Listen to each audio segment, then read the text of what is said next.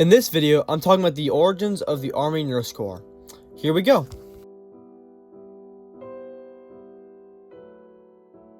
Following Pearl Harbor, the Army Nurse Corps expanded rapidly from a small peacetime organization into a worldwide medical force. Thousands of registered nurses volunteered for military service, becoming commissioned officers responsible for treating wounded soldiers in field hospitals, evacuation hospitals, and general hospitals, plus aboard hospital ships. Their responsibility extended far beyond bedside nursing and included trauma care, surgery assistance, anesthesia, disease prevention, administration, and patient evacuation.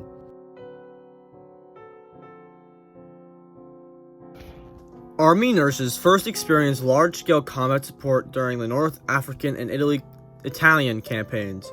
Hospitals were frequently established in tents only a few miles behind the front, allowing wounded soldiers to receive treatment quickly after injury. Nurses worked exhausting hours under primitive conditions while constantly locating their hospitals as Allied forces advanced.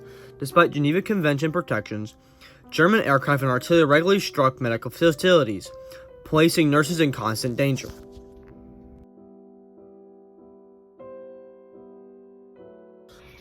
During the Salerno campaign, German aircraft bombed the clearly marked British hospital ship Newfoundland while it carried Army nurses towards Italy. Although the ship displayed illuminated Red Cross markings, it was repeatedly attacked before sinking. Every Army nurse survived thanks to the rescue efforts of British naval crews, although several were wounded and later awarded the Purple Heart. The incident demonstrated that medical personnel were not only immune from dangers of combat.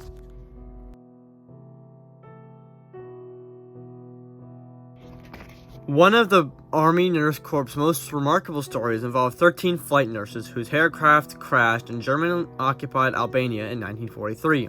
Assisted by Yugoslav and Albanian resistance members, they traveled hundreds of miles through rugged mountains while avoiding German patrols. 3 nurses remained behind enemy lines for nearly 5 months before escaping to Allied territory. Their demonstration became one of the greatest survival stories in Army nursing history.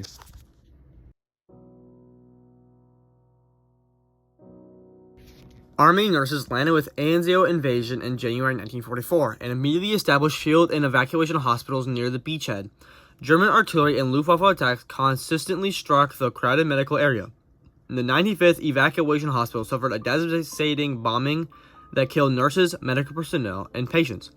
Days later, another shell struck the 33rd Field Hospital, killing 2 nurses and destroying part of the operating area. During the evacuation of patients by flashlight, 4 Army nurses displayed extraordinary bravery, becoming the first women in U.S. Army history to receive the Silver Star. Continuous shelling earned the medical area the nickname, quote, Hell's Half Acre. Despite constant danger, the Army nurses treated over 48,000 battle, disease, and accident casualties during the Anzio campaign, proving they can perform effectively under direct fire.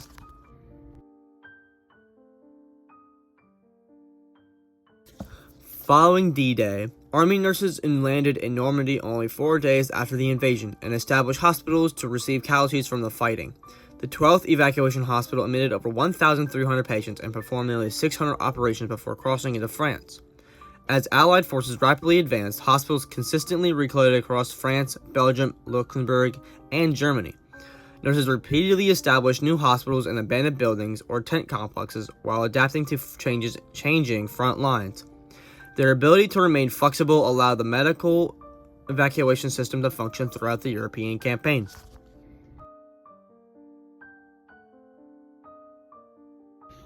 During the brutal fighting in the Huertgen Forest, Army nurses cared for soldiers suffering from shell wounds, exhaustion, exposure, and a severe trench foot. Continuous rain, cold temperatures, and flooded foxholes caused trench foot to become one of the most common medical problems. Many soldiers arrived unable to walk and required weeks of specialized nursing care before they recovered. The battle highlighted that disease and exposure could just be as devastating as enemy fire.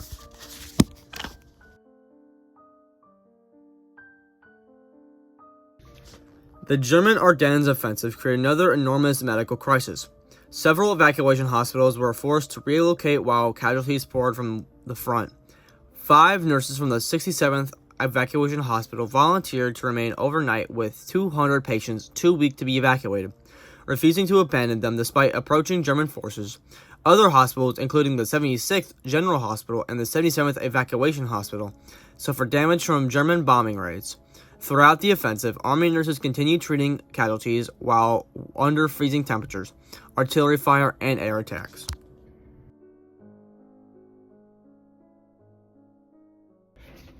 As Allied armies crossed into Germany, Army nurses encountered new challenges. German civilians were often openly hostile toward American troops, and hospitals required armed guards for protection. One hospital convoy, clearly marked with the Geneva Convention symbols, was ambushed by members of the German 6th SS Mountain Division. Nurses and medical personnel were captured and forced to establish a temporary hospital for German wounded soldiers, before being rescued only hours later by advancing American infantry. Even in captivity, the nurses continued performing their medical duties professionally.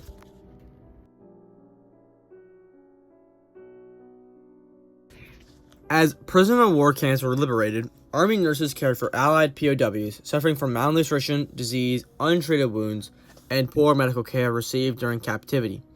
Many required complete replacement of casts, dressings, and months of nutritional rehabilitation.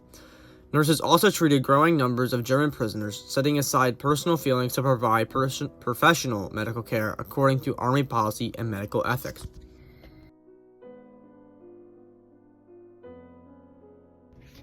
One of the most emotionally difficult assignments came after liberation of concentration camps such as Dachau.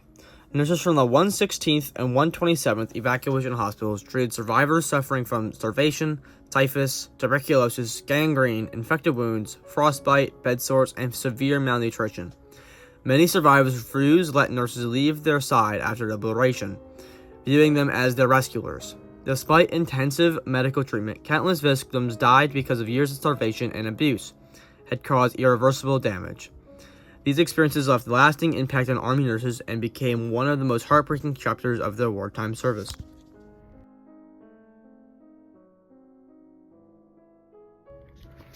Unlike Europe, Army nurses in the Pacific usually remained behind the immediate front lines because commanders feared Japanese infiltration and guerrilla attacks. Hospitals were established on islands only after they had been secured by Allied forces.